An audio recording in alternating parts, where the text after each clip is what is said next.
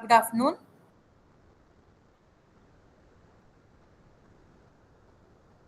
On behalf of SDG Cell, Nitte University, I extend a warm welcome to all the faculty members, students, and participants who have joined us today for this webinar on the nexus between microplastics, marine ecosystem, and human health. I, Dr. Sneha Nayak, will be the host for today's session. Before we proceed, I would like to inform you that this session is going to get recorded for academic and institutional purposes, and the recording will be uploaded to the official university YouTube channel later. I request all the participants to keep your microphone on mute, post your questions in the chat box if any, and switch on your video only if required. At the end, we will have a question and answer session. So as we all know, microplastics are an emerging global environmental challenge with serious implications for ecosystem and human health. Through this webinar, the SDG Cell aims to raise awareness and provide scientific insights into the sources, detection, and impacts of microplastic on marine ecosystem and human health in alignment with UN SDG goals. I respectfully acknowledge the presence of our senior administrators, faculty members, and members of the SDG Cell, including Dr. Suma Balal Madam, for always supporting us for all the events. I would like to thank Dr. Anirban Sir and Gunimala Ma'am for their presence. Now, I would like to take this privilege to introduce our resource person, Dr. Gunimala Chakraborty.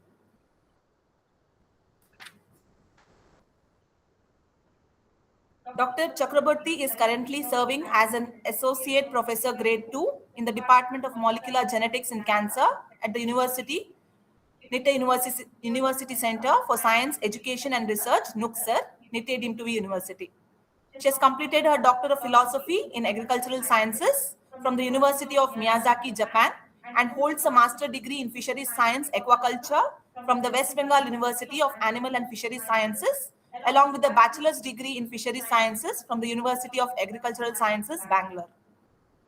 Dr. Chakraborty has an impressive academic and research background, having received several prestigious fellowships, including the Japanese Society for the Promotion of Science, postdoctoral fellowship, and the Rotary Fellowship during her doctoral studies in Japan. Her research expertise spans across molecular diagnostics, transgenics using zebrafish model systems, environmental toxicology, public health, and infection biology.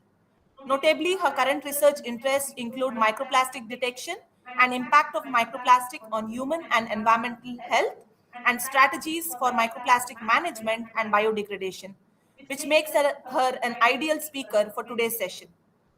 Dr. Chakraborty has led and contributed to several extramural and intramural research projects funded by national agencies such as Department of Science and Technology DST and Indian Council of Medical Research ICMR, serving as principal investigator and co-investigator on multiple projects.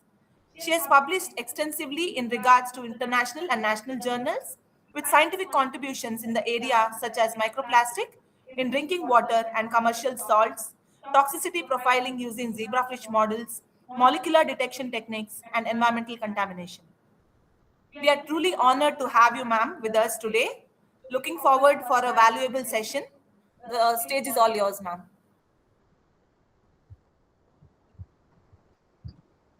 Thank you, Dr. Sneha and Dr. This opportunity. Not audible. Introduction. Not audible. I know not audible, Guni. There's a not cut. audible, huh?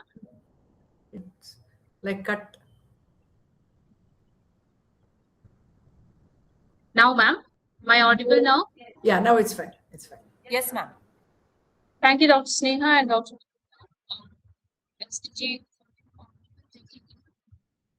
the opportunity. Thank you to Suma Balal ma'am for joining this session. So I would like to present my, to share my PPT now.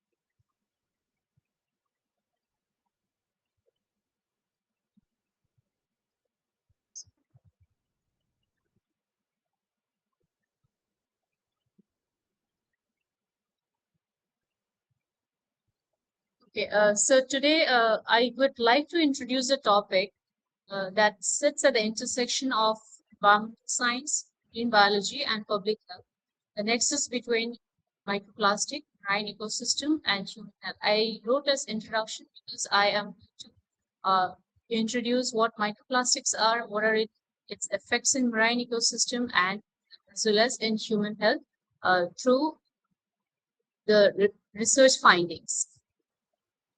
So, plastic has become, as we all know, that plastic has become an indispensable part of life. However, as the larger plastic items, when the larger plastic items break down into tiny particles over time, due to various factors, they form microplastics that now permeate the entire environment. So these particles are no longer confined to distant waters. They are found in coastal sediments, deep sea environment, and within the marine organism across the food web. So marine ecosystem are particularly vulnerable to microplastics pollution because from plankton, it passes from plankton to fish and to marine animals. Organisms can ingest and absorb these particles, leading to physical damage, altered behavior, and exposure to toxic chemicals that plastic can carry. So over the time, this impacts threatens biodiversity and ecosystem stability and services oceans provides to humanity. So this issue does not, and importantly, this issue does not end in the ocean. As microplastic moves through the marine food chain, they ultimately reach human through seafood consumption, drinking water, and even the air we breathe. So research is still evolving. Growing evidences suggest potential risks to human health, including like inflammation, chemical exposure, and cellular level disruptions. So today in my talk, what I'm going to do is I'm going to present some of the published data on the effect of marine ecosystem and as well as the effect of microplastics on human health. So first of all, we are living in a plasticine area today because uh, the, the, the microplastics of concern in today's era are the results of the improper management and uses of plastics 50, 60 years back. So degradation, as we all know, that degradation is very slow process, involving various factors like sunlight, UV, mainly temperature, and this microplastics have infiltrated every corner of the earth. So over 3.8 billion tons of plastics were generated by human beings since 1950s, and almost 73% of that plastic is dumped in landfills, oceans, and natural environments. So every plastic item on the planet, please remember, every plastic items on the planet, or we use, or what we discard, it will break down into smaller pieces throughout its lifetime. So this, and it will bioaccumulation MP will causes deleterious effects on all life forms. And this tiny pieces of plastics, which are less than 5 millimeters each, are known as microplastics. So how much plastic we produce and litter? So, and this around and out of 353 million tons of plastic produced per year, 23% of the plastic waste is mismanaged. The rest goes as landfill, as I said, and recycled or incinerated. Then out of this 82 million tons goes for mismanaged and littered plastic waste, and 19 million leaks to the environment, and 6 million leaks to the river and coast, and 7.5 million gets transported to the ocean. Therefore, around 1.5% of the global plastic waste ends up in the ocean. So, understanding what microplastics are and how they are formed and where they are found and how to detect, characterize, and quantify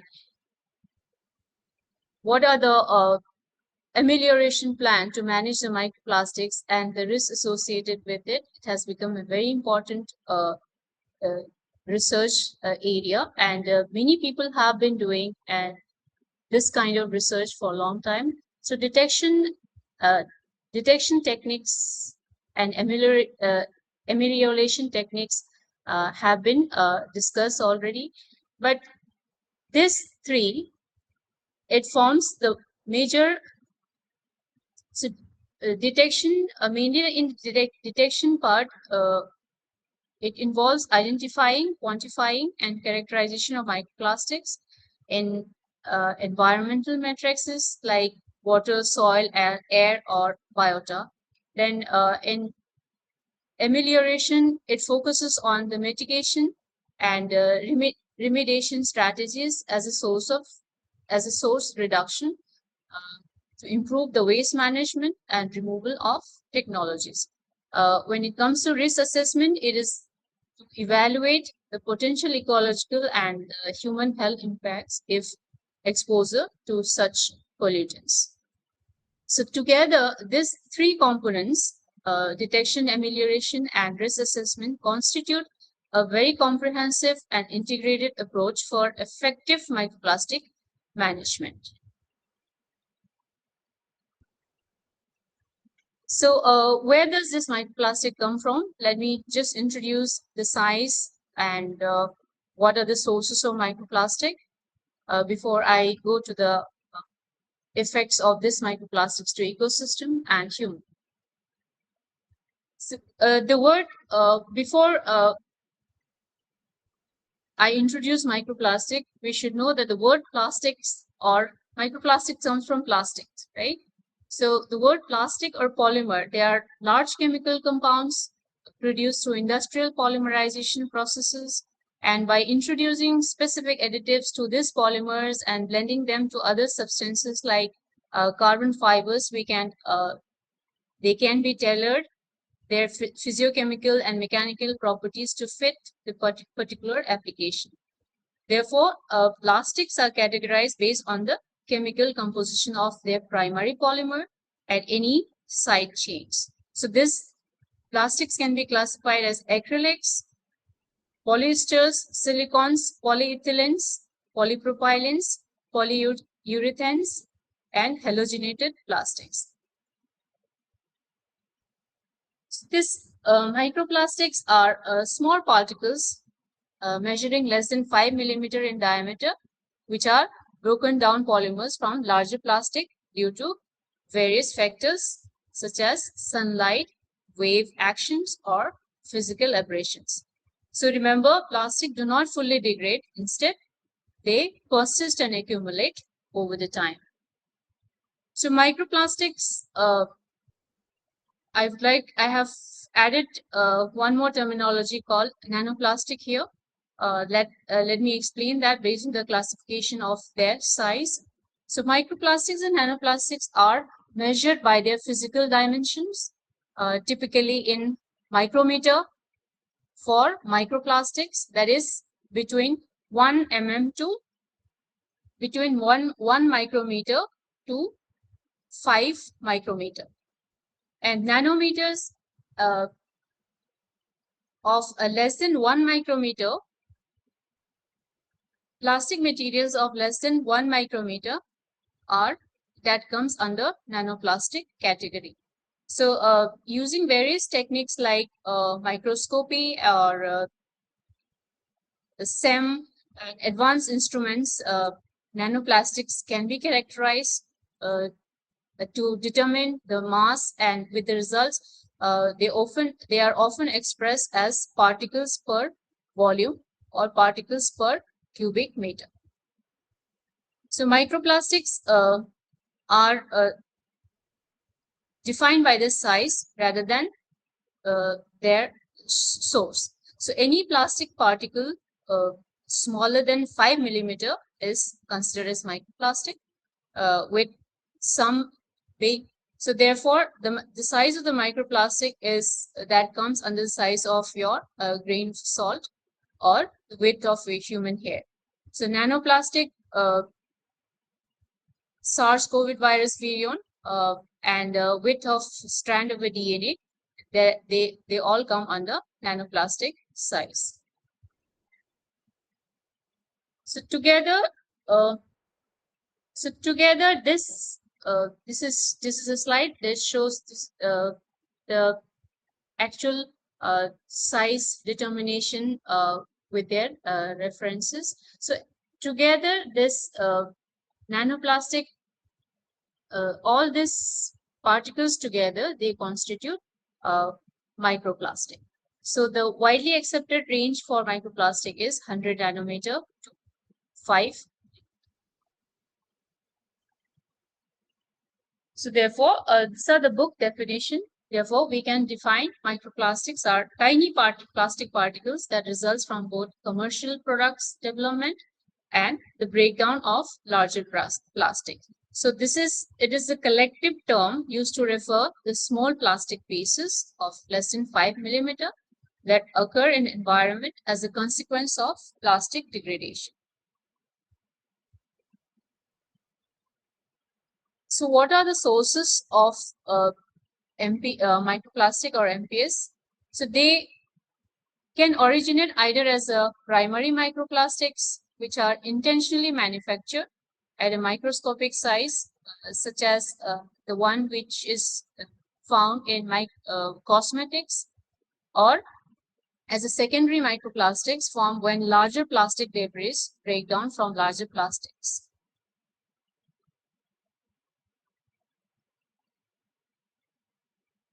So this is the statistics which says that we out of 500 billion plastic bags used worldwide annually, 8% of the plastics we produce are recycled and or made into new products, and 1 million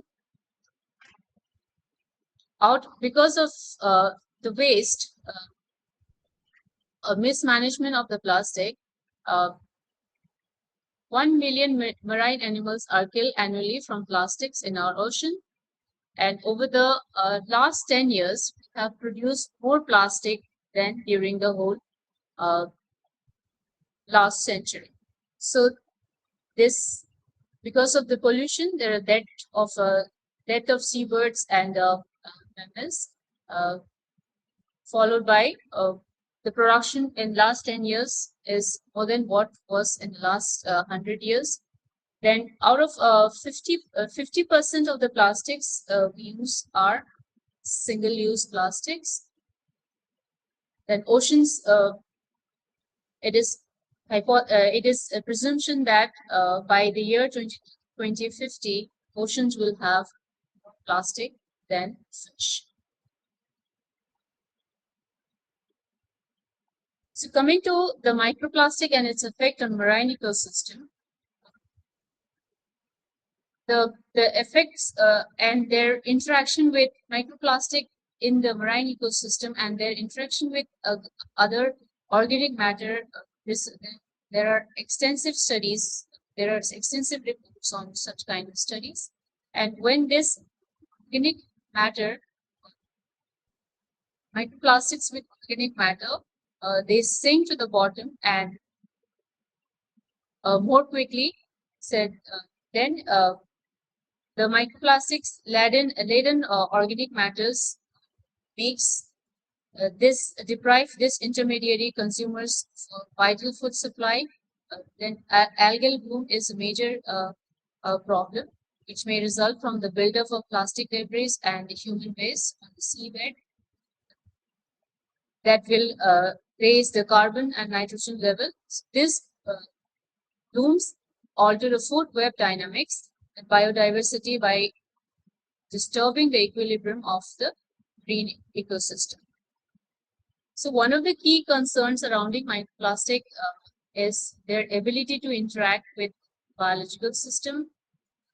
Their because of the size, because of their small size, they can easily ingested by wide range of organisms, and their surface can absorb harmful chemicals and microorganisms, which turning them into potential carriers for toxin. So the sources of microplastics in marine ecosystem could be land-based, synthetic textile or tire wear, burn-off, urban runoff, sewage from personal care products, microplates, and other breakdown of larger plastic litters with river as a major pathways. And it can be sea-based also sources like fishing gears and ships, airborne particles, plastic material, plastic ultimately breaking down via sunlight, waves, biological process that can travel via air currents. So this distribution suggests that the global abundance and distribution of microplastics in ocean, water column and surface, it is 10 to the power particles per cubic meter. And surface water, this is the value, and coastal and estuarine water, it is around 10 to the power 4 particle per cubic meter. Deep ocean, 10 to the power 1 to 10 to the power 3 particles per meter. An Indian scenario, so this distribution suggests that higher concentration near the coastal areas and estuaries may be likely due to human activities and chemistry. And the variability in the surface and the column concentrations could be because of factors like currents and the depths. So the presence of microplastic even in deep ocean water, highlighting its widespread contamination. So in case in Indian scenario, also have seen surface marine water the presence of 0.5 to 25 particles per meter, and the higher concentrations in the coastal areas and sediments. So microplastics are present throughout the water column, varying concentration. Sediments, because sediments act as a major reservoir of plastics. So assessing their ecotoxicological impacts involves evaluating their effects on organisms and ecosystems. So these are the adverse effects. However, there are certain problems while assessing the ecotoxicology, assessing the microplastics because of their heterogeneous and heterogeneity. Because they vary substance because of the plastic type, size, shape, edit, and the types of additives they use, which can be found in many different plastics. Unlike other pollutants, MPs is heterogeneous, so hence the effect is not. And when a plastic material breaks, it doesn't change, it adds more pollutants to the environment. And as I said, surface is when this plastic material breaks down, they act as a barrier, the surface for pollutants and pathogens, and which can be carried over or can be transferred to any other organisms, and which will end up with any behavior changes in behavior of diverse. There will be different effects of plastics which can cause malnutrition because living being creatures they mistakenly taken this plastic, which can lead to malnutrition and can also cause microplastic. Then once ingested, microplastic can cause physical injury, intestine, living creature. Just a minute. So after the ingestion, microplastic toxins or the chemical additives such as plasticizer and retardants may be dissolved from plastic particles and released into the body, which will cause toxicity. The small plastic particles can penetrate into tissue cells with the organism. They can cause infections. So these are some of the examples of the images where plastics physical impact like ingestion plastics because of blockage of digestive tract, false which can false sense of because of the ingestion of plastic is which makes a false sense of satiation leading to starvation. Entanglement with plastic aggregates is also one of the biologically this can alter mood, production and survival of the organism.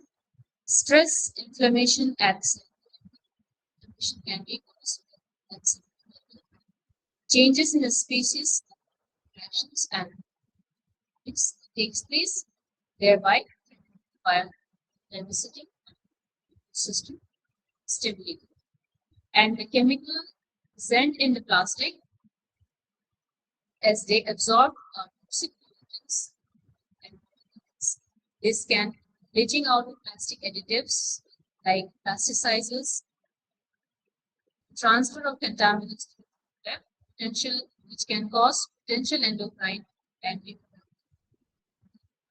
brain species.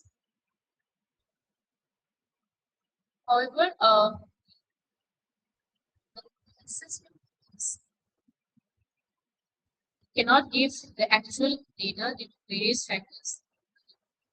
The accurate figure on the environmental concentration of plastics on this case, making risk assessment based results difficult.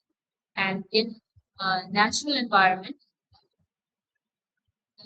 since the microplastics are often weak, since heat and mask the stronger effects on the conditions, and it is not yet known whether the physical and chemical plastics constitute an additional burden to the effect of these natural particles.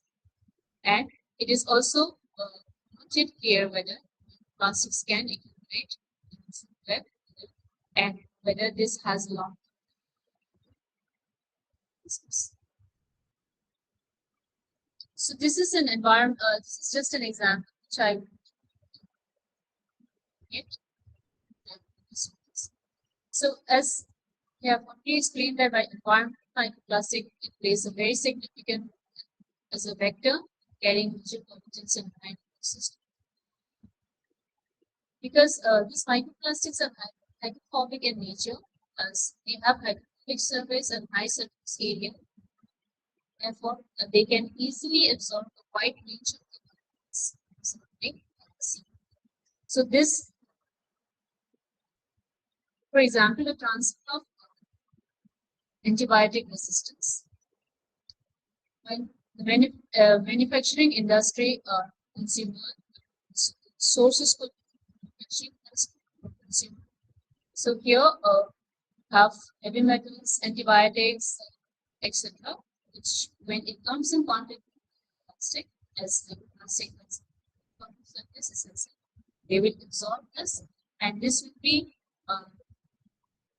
taken up by manuals and by secondary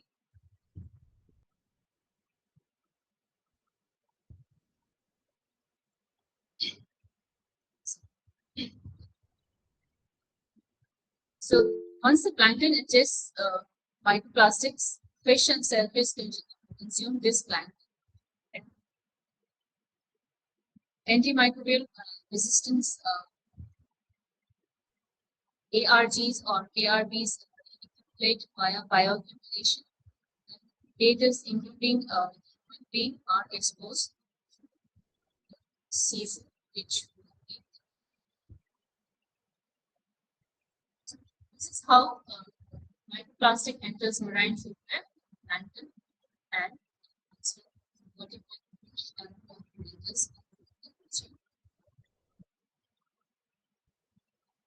so climate also plays a very important in distribution and redistribution of plastics. They are across the terrestrial and small size Dr. Guni, sorry to trouble. usually Excuse me, Dr. Guni. Again, the voice is trailing off. We are not able to hear towards the end of the sentence. I think when you move little far, the voice is going now, off. ma'am. Yeah, I think now it's okay because Yeah. towards the end we are not able to hear.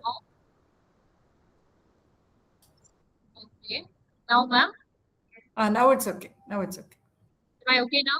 Am I Yes. audible, ma'am? Yes, ma'am. Yes. You are. So, climate change parameters like high temperature, heavy rain, droughts, wind, and extreme weather events, they also contribute in distribution of microplastics. So, MPs are redistributed through water currents, wind transport, etc., and seasonal flooding. Sediment may cause sediment resuspension, land use changes, further influence the environment, soil.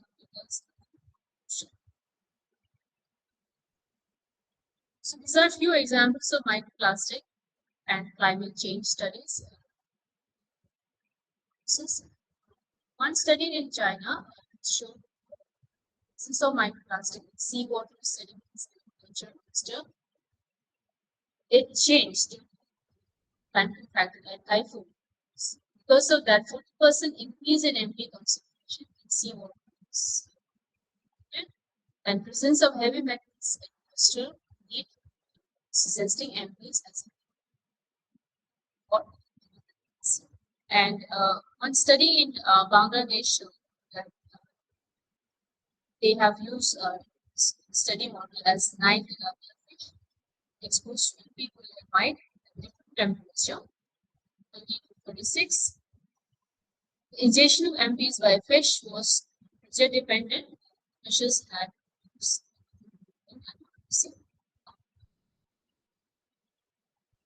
so what are the challenges and strategies to take care of microplastics in the system? First thing is monitoring such challenges. Lack of standardized sampling and analysis. Because of lack of standardized sampling and analysis method and difficulty in taking very small particles like sticks and variability in concentration of 6 samples. Therefore, there is a need and scale monitoring. When it comes to mitigation and management strategies, mitigation and management strategies, reduction of plastic production and single-use plastic, and the waste management and recycling, wastewater treatment, the rates to capture the microfibers, and public awareness, create public awareness and policy intervention. So therefore, this part of the talk, microplastic causes serious threats to microorganisms. Bags spans to physical, chemical, and biological level. Therefore, there is a need for urgent automated collection, sustainable practices, essential to protect ocean health. So, coming to the effect of microplastics in human health, what are the exposure pathways and or how do they get into the They can enter the human body three primary routes: ingestion via digestive system, inhalation via lungs, and potentially direct skin contact. So, Strikingly, 81% of 159 global tap water samples contain microplastics, mainly fiber smaller than 5 millimeters. And this is just an example to show that what are the food which contains microplastics. So out of 94.3 percent is present in bottled water. Here contains around 332.27, and air 9.8%, tap water 4.2%, and seafood 1.4%. And these are other foods which from where microplastics has been detected, from sugar, salt, etc.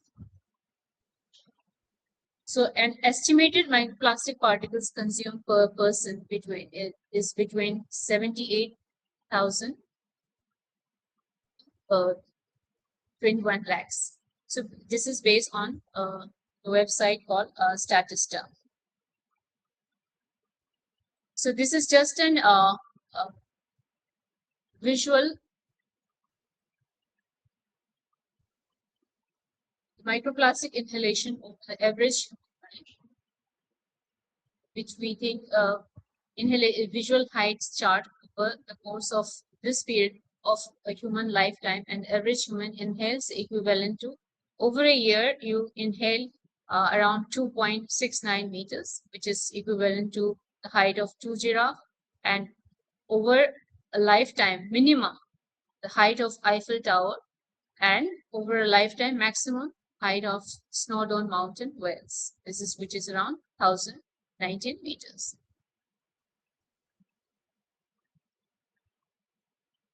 So why microplastic is an emerging concern for human health? Because MPs have been found in human brain, breast milk, placenta, lungs, blood, feces, and cerebrospinal fluid. And where are they mainly found to be accumulated? When inhaled, microplastic, nanoplastic, they circulate through the body and get trapped in various locations based on their size. So plastic greater than 5 micrometer can become trapped in the upper airways, and plastic ranging from 1 to 5 micrometer can be deposited into deep in the lungs, and plastic less than 1 micrometer can reach the pulmonary alveoli through diffusion, and plastic less than 500 nanometer interfere with the phagocytosis with alveolar macrophages. So in the following slides, I will just put up some data, published data on the effects of this accumulation in this specific, some of the organs.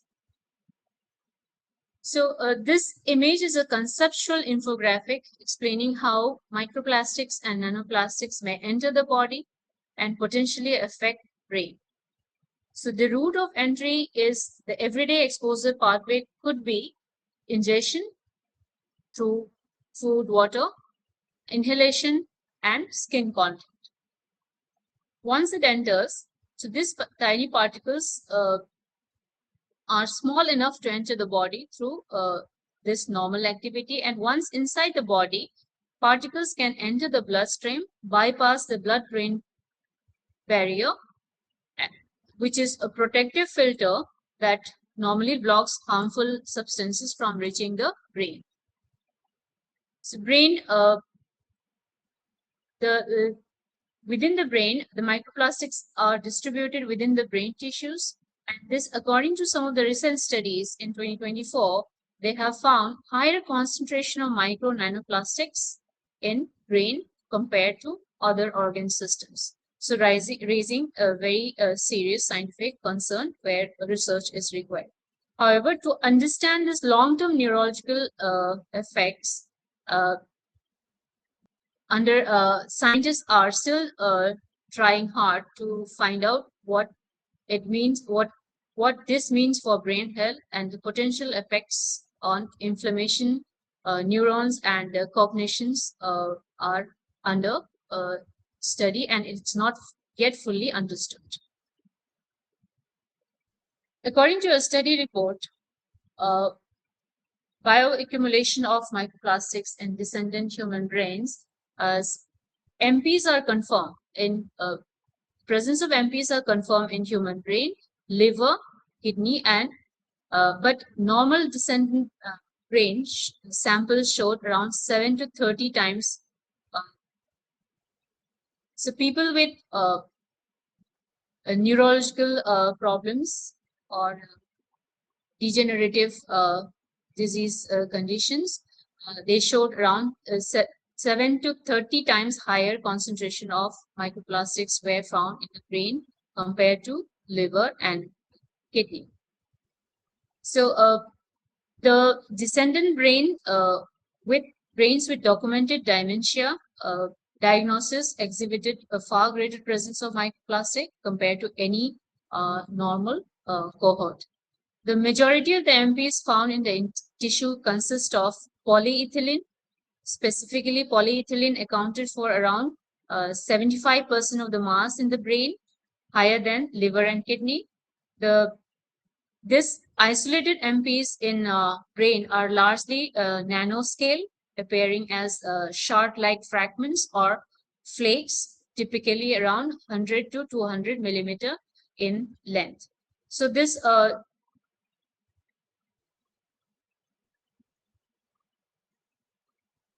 the total plastic concentration were not influenced by age, sex, race, ethnicity, or the cause of the death.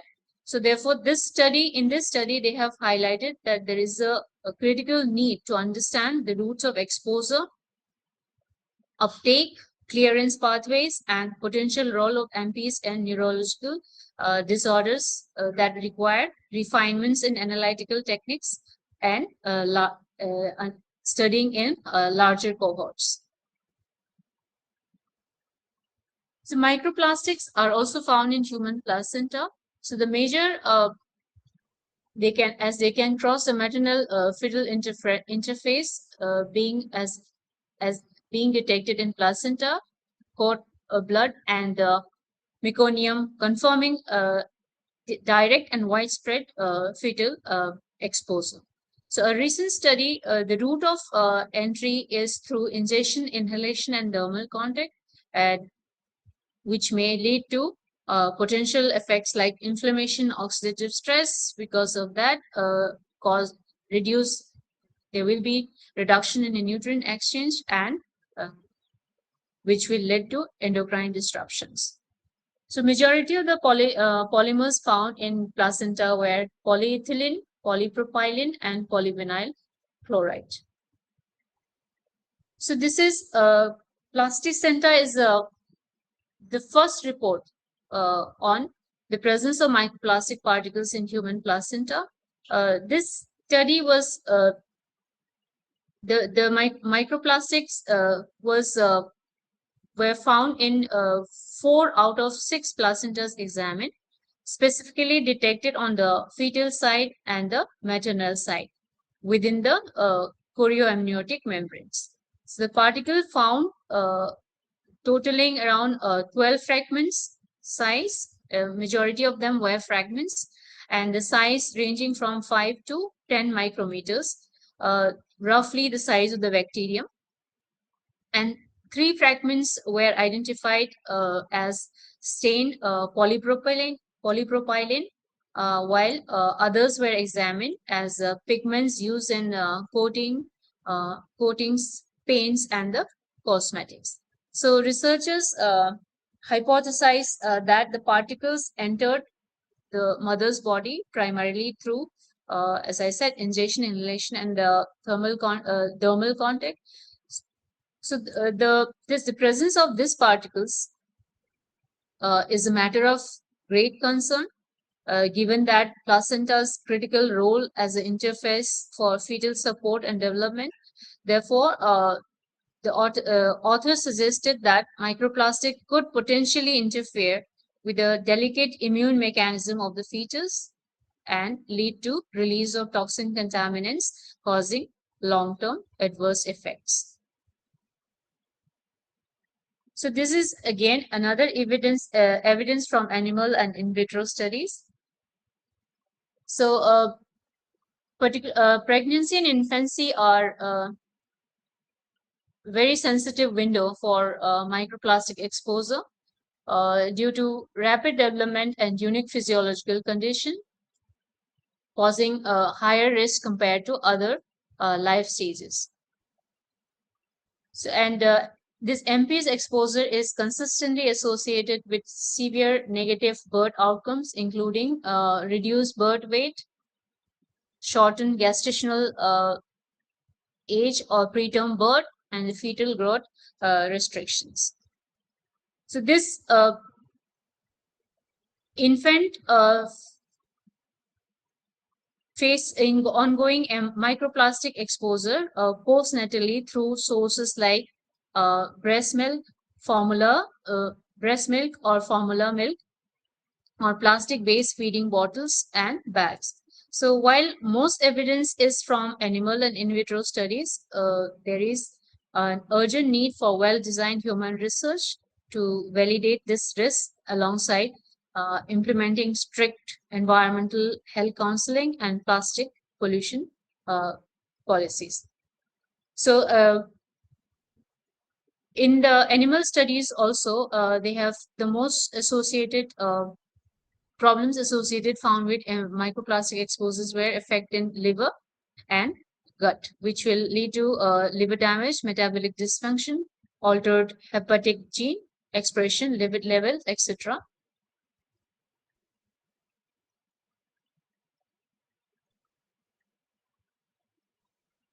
Microplastics were also substantial portions were detected in breast milk sample analyzed. 59 samples were analyzed in this study, and 23 of 59 samples they found around 38.98% of the samples where microplastics were present. The most common plastic polymers identified were polypropylene, polyethylene, polyvinyl chloride, suggesting a common source of exposures. So analysis revealed significant taxonomic differences in the bacterial microbiota between breast milk sample and detected MPs and those without the microplastic in breast milk. So the breast milk group containing MPs were characterized by dominance of bacteria from genera Staphylococcus and Streptococcus, recognized as a potential other infection pathogens.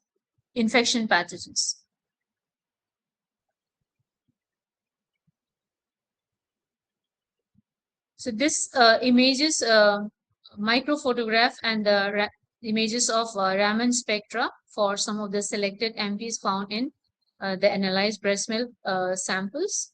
These are the spectra for polyethylene, poly PVC, and PP.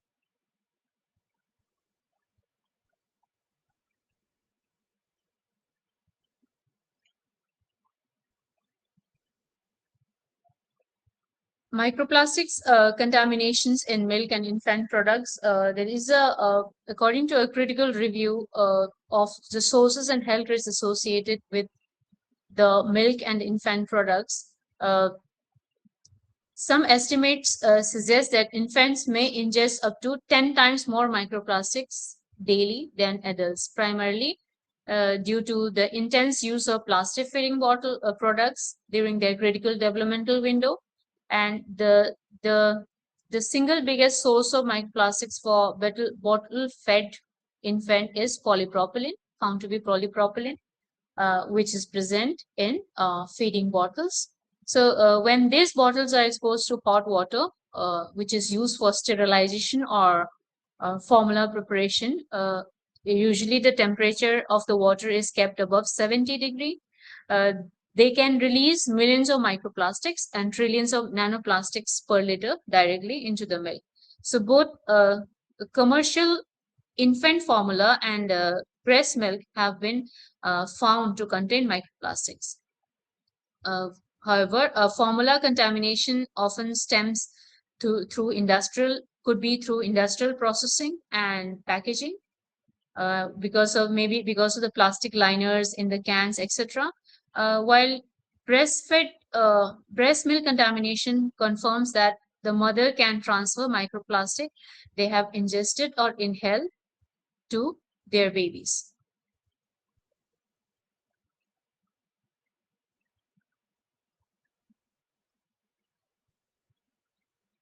So microplastics are also found to be present in blood. So this most of the microplastics discovered in human blood are polyethylene, and PET bottle, PET. So this study, and the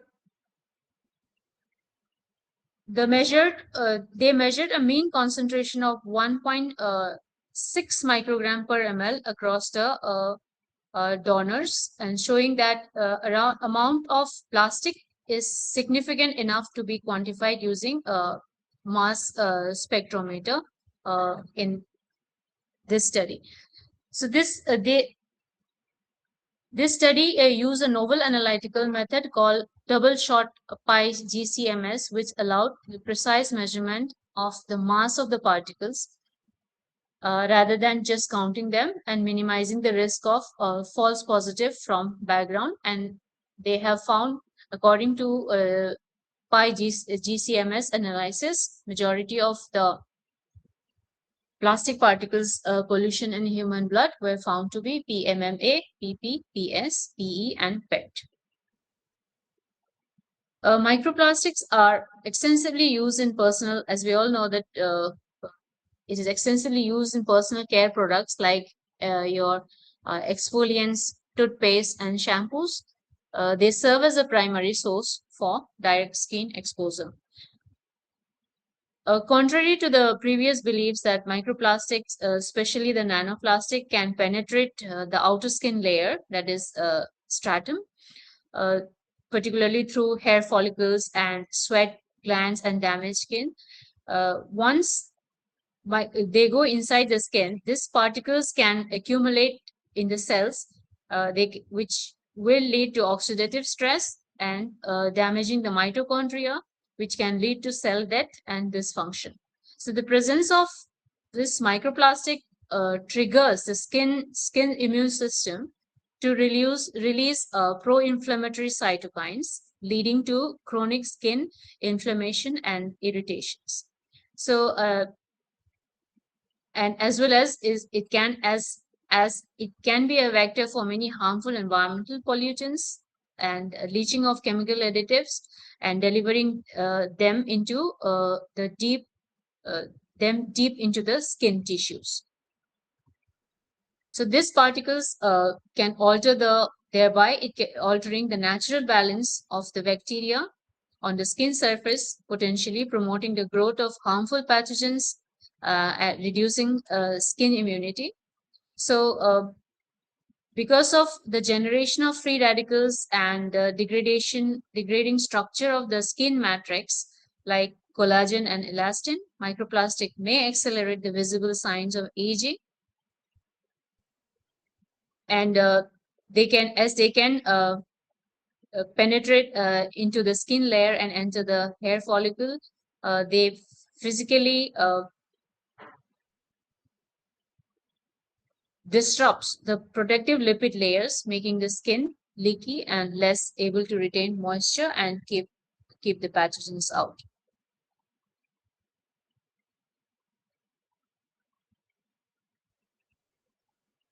So according to this table shows the regulation for the use of microbeads and microplastics in cosmetics. These are just few examples where in different countries the use of this microbeads and microbeads specifically designed and produced for use in in personal care products were banned. But there is no report from India so far.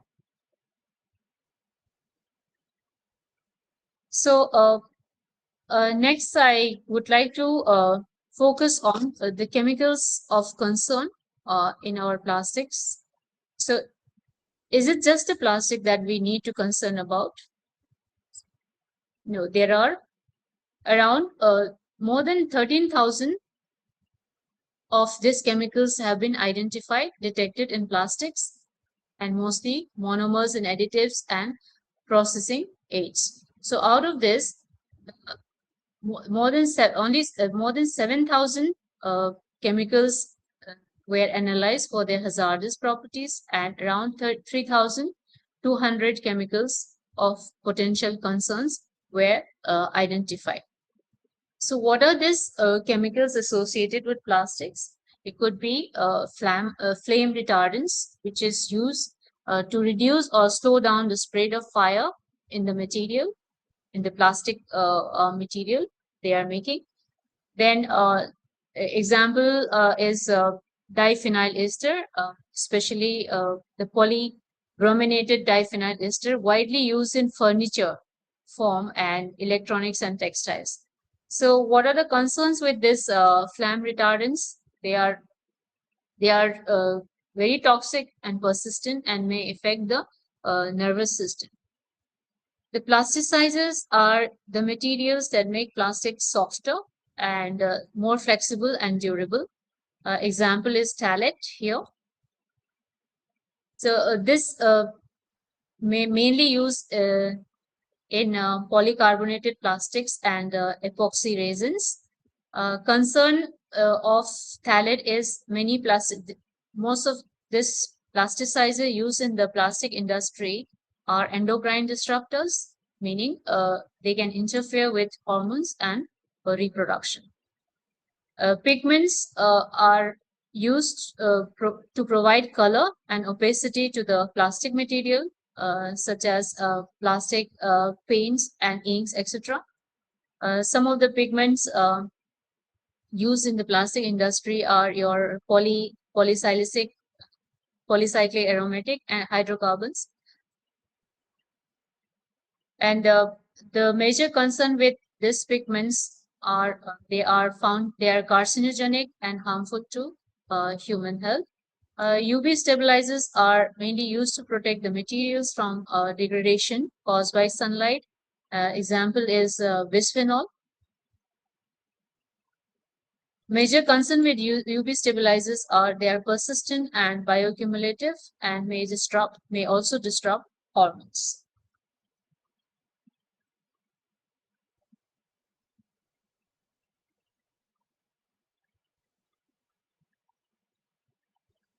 So what are the major concerns of the impacts of exposure to the chemicals associated with microplastics? It can lead to neurodevelopmental disorders, hormonal diseases, cardiovascular diseases, respiratory diseases. It can affect male reproductive health,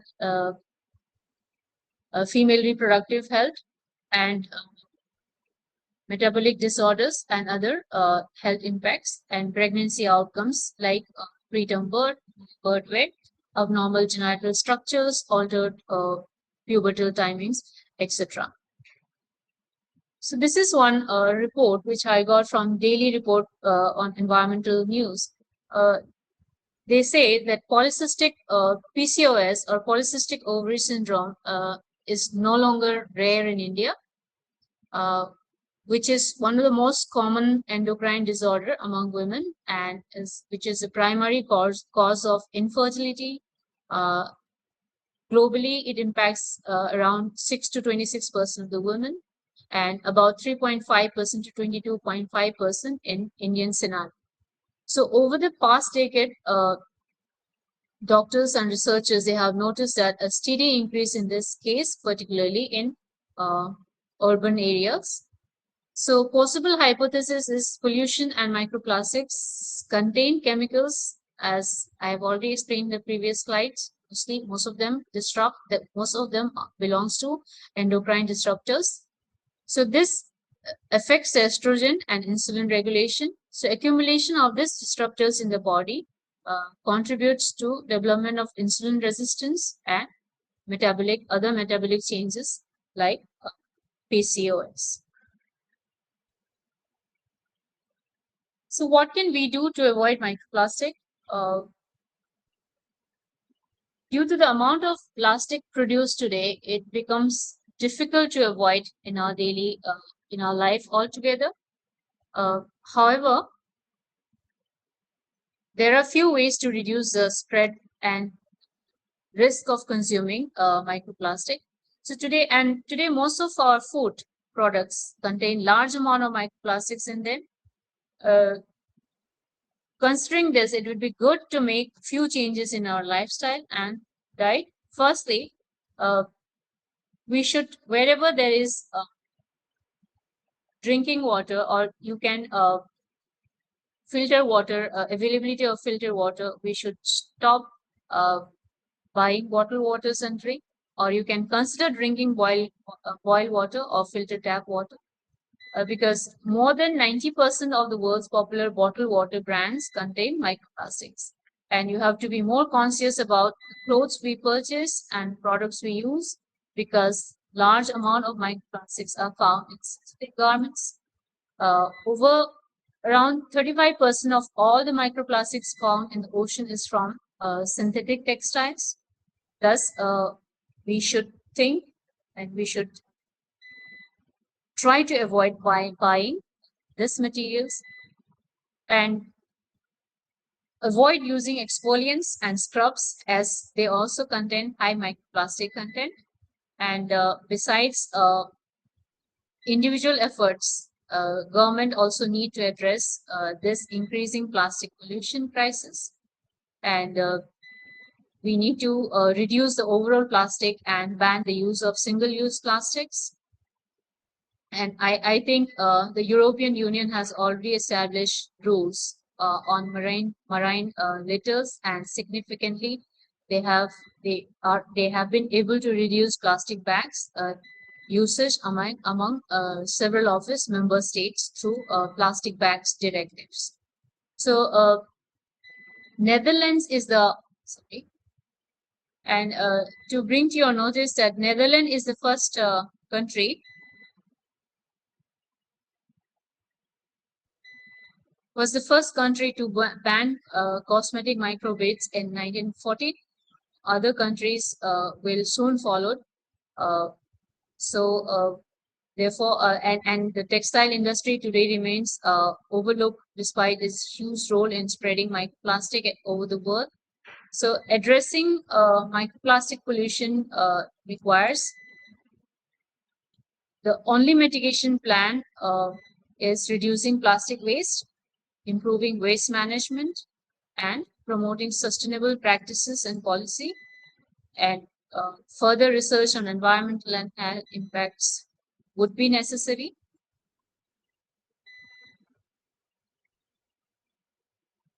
So the policies for mitigating microplastic pollutions, like ban on microbeads, as I said, Netherlands was the first country to ban, and the extended producer responsibility, this is according to the EU policy. They have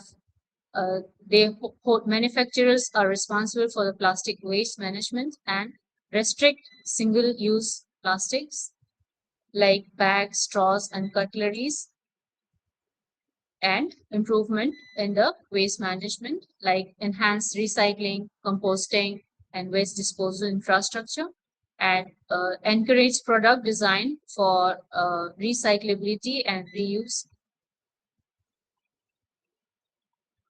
Would be, for example, in India, India has banned single-use plastic in 2022. In EU, single-use plastic was EU plastic directive in 2019, and in UK, the microbead in personal care products were banned in 2018. So this is some of the policies which we need to revisit again on the management or the mitigation plan or the policies for the plastic managed in all parts of the ecosystem. So with this, I would like to conclude my session. If there are any questions, I will be happy to take. Thank you. Ma'am, thank you very much for this insightful and informative session. We now open the floor for question and answer session. If anybody has a question, you can please post it in the chat box or you can unmute yourself and talk. Very good presentation, Dr. Gunimala.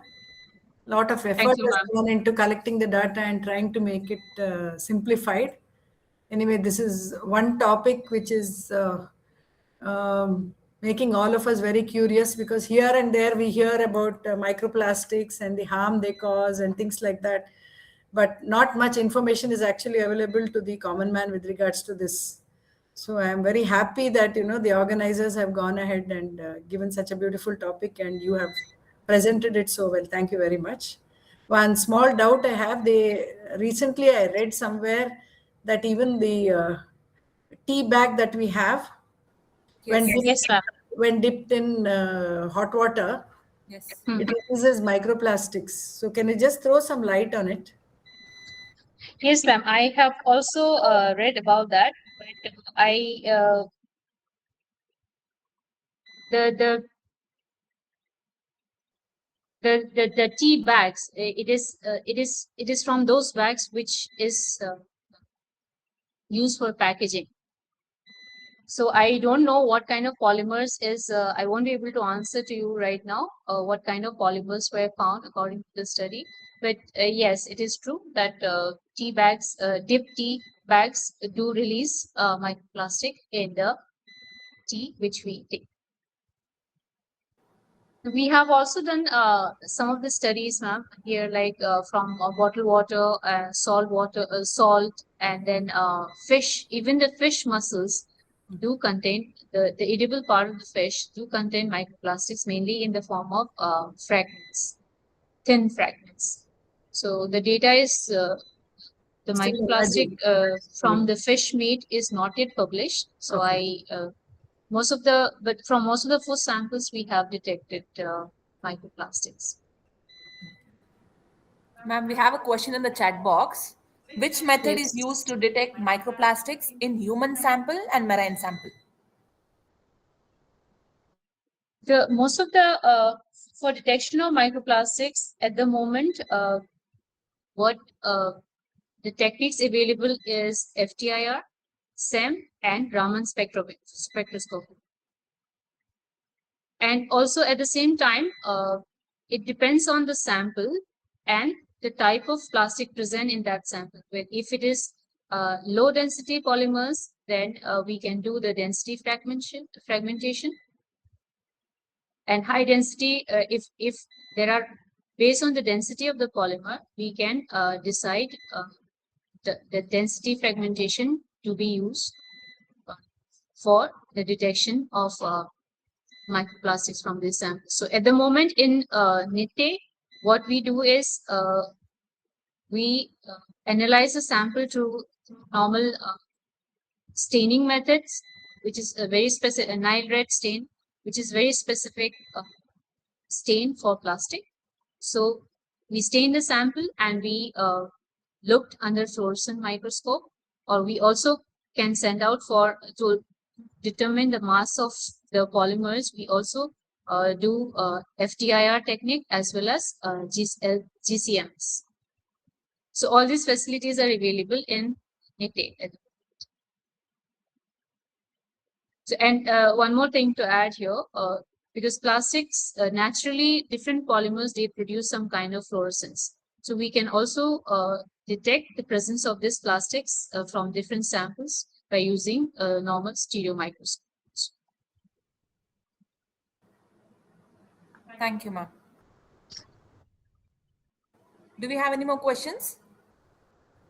Just one last question: whether there is any proven direct effect between microplastics and cancer? Any studies, any literature? Yes, And it what is kind of not cancer? directly, but it can be indirectly related, linked, because as I said, once it is inside the body, it causes many redox imbalance is broken, and then because of the oxidative stress generated there, there will be DNA damage. So if DNA damage is not taken care, then there will be if the repair system is not strong for the particular individual, then proliferation and of the cell will take place, and ultimately which will lead to cancer. So it's all there are no evidences of direct Like they have not quantified anything saying like beyond this but level it is of in the indirect. bloodstream, it is Yes. causing some DNA damage. That kind of studies have not yet come out. Not yet. Okay.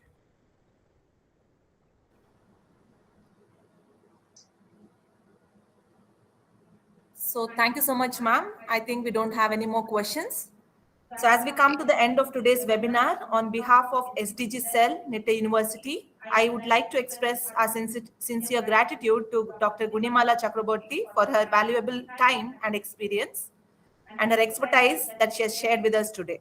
The SDG Cell team, I would like to thank Dr. Loella for organizing this webinar, all faculty members and participants for joining us today. With this, we formally conclude today's session. Thank you one and all for your active participation. Have a wonderful day ahead. Thank you. Thank you, ma'am.